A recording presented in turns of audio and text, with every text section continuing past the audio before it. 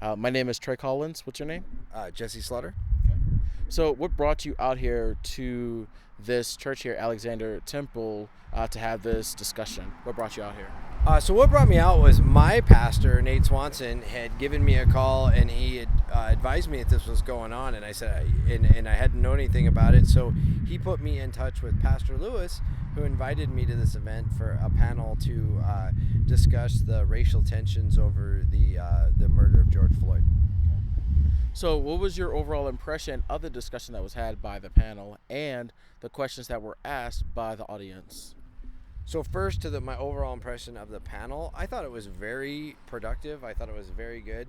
One of the things I really appreciated was that the pastors, they got pretty raw.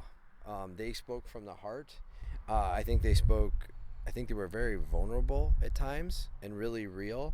It's something that, honestly, in hindsight, I wasn't expecting. And that's okay. I thought it was good. I was probably more expecting more of an intellectual conversation, and it caught me off guard. And it kind of cued me that we probably needed to be a little bit more vulnerable than we were, as far as that goes. But I really enjoyed that part. I thought they were really honest. The question arose. You started the question, and we started a constitutional question, and Pastor Lewis's response was so powerful when he's like, "You got to understand, yes, the Constitution exists, and yes, I agree that you believe in it." And he did a really good job of quote unquote disarming me from feeling any offense. But then he's like, "But it doesn't apply to me," and then he explained why, and I just thought that was like, I mean, to think, as the sheriff of this county, that there is a pastor in our community who feels the Constitution doesn't apply to them because of their race and their life experience. I mean, I don't know, it was powerful. It was very powerful. So I really enjoyed that.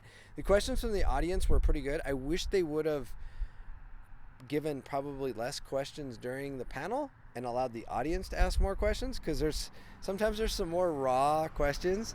It got heated. There's a kind of and I thought that was actually, I was hoping we would have gone back into that, because I think that's, like I said, we're going to have an honest conversation. Emotions about honesty. When people get emotional, they're being honest. Okay. They're being real. So that part was good. I wish we would have had more time for those questions. So, what is your response to a lot of black, white, let's say non-white citizens around the United States? What is your reply to them when they also have the thought process that the Constitution doesn't apply to them? What is your response to that? Wow.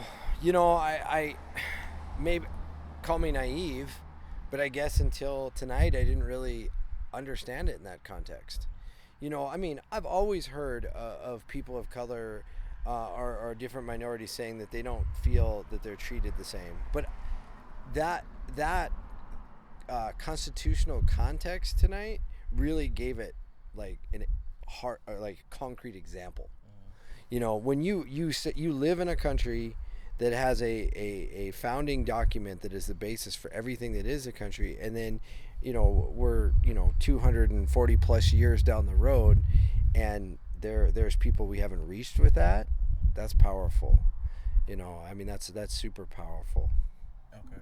So, what do you think can be done for those people so that they feel that the Constitution applies to them and make them feel as if they're equal citizens under the law?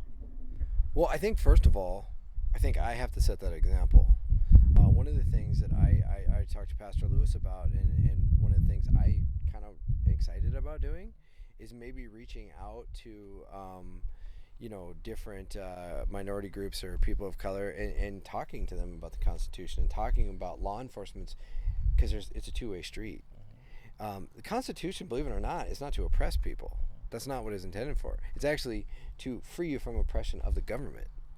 Well, if this is the message being conveyed, then we as government aren't conveying the proper message of what it stands for. We're failing. So I think it would be a key thing for me to get out, talk to the community about that, and address that issue head on, and say, no, this is really what it means. Now, I know those are just words, and I recognize that, but my words hold me accountable. So if I say those words, then I'm accountable to those words. And I am a member of the government. I'm an elected official. So therefore, if I say those words, I'm accountable to those words. So therefore, it then gives power back to the people. Okay. So, and it's good that, you have elected officials who are willing to, present the issue and to, I wouldn't say take responsibility for it, because you're not responsible for what other people do. You're only responsible for yourself.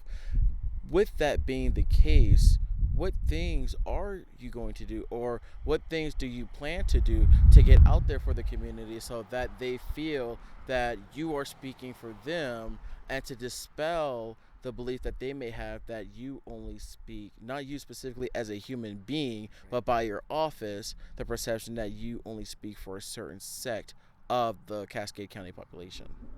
Yeah, and as we learned tonight, I think there's a perfect example of that. When we talked about weapons being brought to the protest, and that law enforcement officers shook the hands of the white protesters holding the guns, and not of the black or minority protesters or the white protesters marching with Black Lives Matter. I thought that was a perfect example of that. And I don't think that was intentional. I call it an unintended consequence of their action. But that's the perception they give. So being intentional, being purposeful about it, making sure that you are paying attention to what is happening, and that you are listening to both. But in the reality of it is, you can't ignore either sect, because you can create bigger divides. It was funny because Pastor Lewis and I were talking about this very subject right before we walked out. And one of the things we said, okay, if we're going to actually get together and have a constructive conversation moving forward about all these issues, and about what we're going to do about it, and how we're going to educate people and bring people together and do things that we need to do, we talked about something I think is very true and very powerful. So the people that work for me, or the people who are, I think I'm going to use your word, in my sect, or if that's the correct term, they may view my building a relationship with Pastor Lewis as negative to them. Oh, you don't care about us now because you're over here with an African American pastor. Now, if something happens in our community, you're going to side with them. Okay, that's a real thing. And the same thing for him. If he's partnering with me and we're working on these things and we're working on these issues, there'll be people in his sect that will say the same thing. And that's a real issue, and that's an issue that we have to take on. And as leaders, you can't get wrapped up in that. You got to say, no, I'm doing the right thing for the right reason at the right time. But it's a real thing. So it's kind of this like constant, plug in the holes, so the water doesn't leak out. You're constantly going to be, okay, I got to make sure I cover this, cover that. But, that's just leadership. It's not easy. Okay. So this is obviously from many people, me included, that this was a great first step, to have a panel where, it's not just, the church leaders, but it's also us elected officials. But a good first step is just that. It's a first step. It's just a discussion. It's just words. And words are good, but words don't mean as much as actions do. So what actions can the residents of Great Falls expect from their elected representative, you being sheriff? What can they expect from you to actually do going forward from today? Well, first thing we have to do is we have to continue the conversation. I don't think we even scraped the surface tonight. I really don't. I think everybody was a little, even though I think the pastors did a really good job. I do, but I don't think we got to peel more layers of the onion back, so to speak, and we got to talk deeper about it, and we've got to have real honest conversations. Because one of my curiosities about the African American community as it relates to all this is, what do they want to see? What is their expectation of us? What would, and I don't know if I have the right word for this, but what would make them feel like we're making progress? And we need to get into that. I think, though, and I truly believe this, though, part of that is bringing some, I don't even want to say leaders, people of influence from the African American community into the sheriff's office, letting them see what we do, letting them go on ride-alongs, letting them see our use of force policies, our tactics, all the stuff that we do. Talk to them about the law, different things. Because I think if we do that first, we're going to have a way better conversation than if we just go, okay, so what do you want to do? And it doesn't have enough context. So I think it's part of it's inviting people in, and then turnaround reverse is the conversation that goes with all that educational piece afterwards. Like, you know what I know. 'Cause I think that's So are you saying that you are willing to open your doors to allow residences to come in, obviously, to understand what's going on, how you guys operate, and to do these ride-alongs? Are you saying that you will do it, or that you are willing to do it? No, I will do it. We do it. We do it right now. It just part of it is I don't think people feel like they can. You don't know what you don't know. It's one of those things. Well, yes, you can. This is your sheriff's office. I'm an elected official. I work for you. That's my job, right? So you are allowed to come into the sheriff's office anytime you want. And we would schedule this because that would work way better. But we also have a sheriff's academy. That's a civilian-run program where 35 civilians twice a year come in and go through a 10-week academy.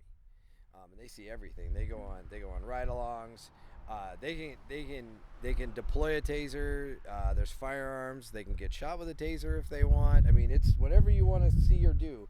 There's tours in the jail. You can go back and spend an entire shift back in the jail and watch how everything moves and operates. So we have all those mechanisms in place. But with this current situation, we may step that up a little even more. We're going to have conversations and talk about that, and maybe we set aside more time to do that. But I think that's good. That's transparency.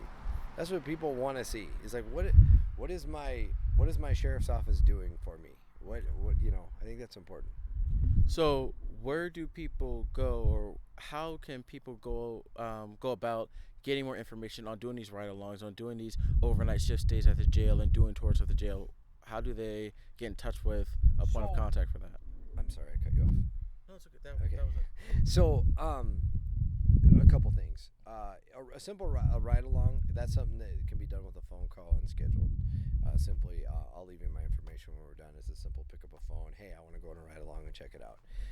As far as like the jail shifts and stuff, that's going to come with the Sheriff's Academy. And the only reason is there's some pretty extensive classes you have to take to be able to go back into the jail, just because we have some standards that we have to maintain.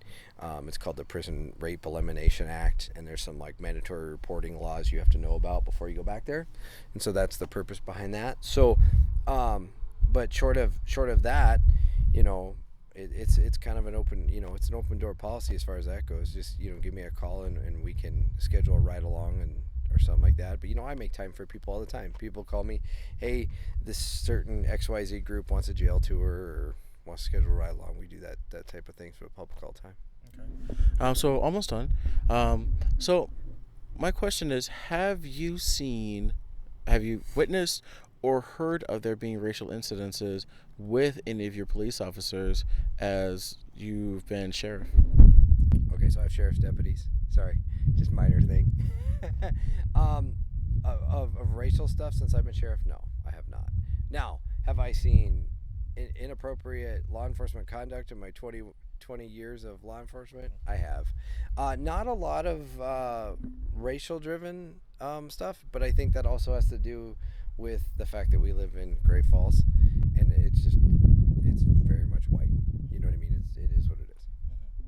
So we were on day 2 of the protest when they were going from the Civic Center to actually no, I believe it was the first day of the protest. We were doing an interview with a Native American family, and as we were doing that interview, we had someone, and it's on the video that we need to post, that someone drove by and said, "Kill all Indians." What is your response to that and to the Native American families who had to hear that? I think that's terrible. That's awful. It's quite frankly, it's disgusting. Yeah, I mean, it's sad that would even occur. Unfortunately, in Great Falls, that's kind of our largest minority group, and that seems to be the one that gets targeted for that type of racism. Okay. So, beyond that, Do you have any closing remarks, anything that you would like to say to the Great Falls community? Well, first of all, I wanted to thank you for letting me do the interview. You're a good interviewer. So, lastly, this is going to be a long process. This isn't this problem has taken since the beginning of humanity to start. It's not going to